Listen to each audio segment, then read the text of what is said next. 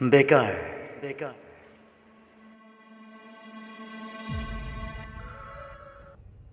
Certificate degree ডিপ্ল'মাৰ মেটমৰা ভাৰ কঢ়িয়াই লৈ এক অনিশ্চয়তাৰ দিশে আগবঢ়া সকলোৰে তাচ্ছিল্যৰ কাৰণ হৈ পৰা সিহঁত হৈছে একোজন বেকাৰ।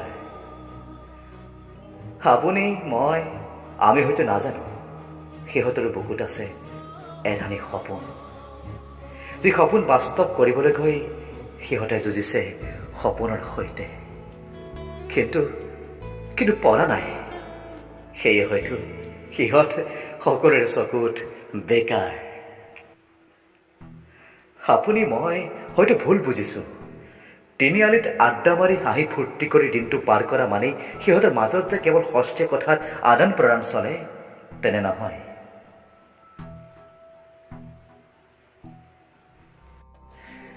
RS অথবা IBৰ আগিত মাতাল হৈ ঘৰত নিশা দেৰিলৈকে সোমোৱা মানে সিহঁত মদাহী নহয়।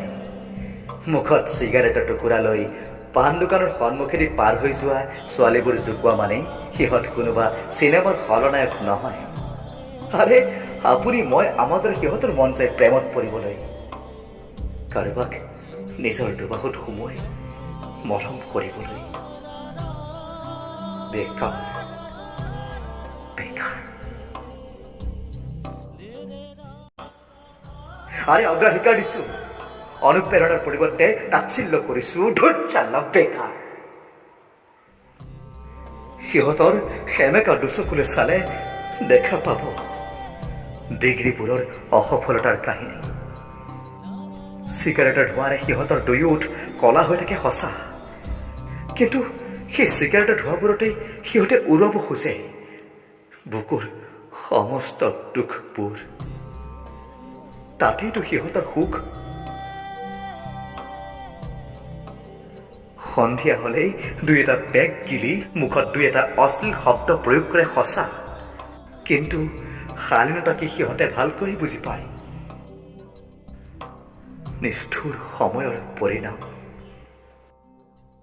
মুখা পিন্ধা ভদ্ৰ নহয় সিহঁত, স্পষ্টবাদী অভদ্ৰ বুলিয়ে ধৰি লওক।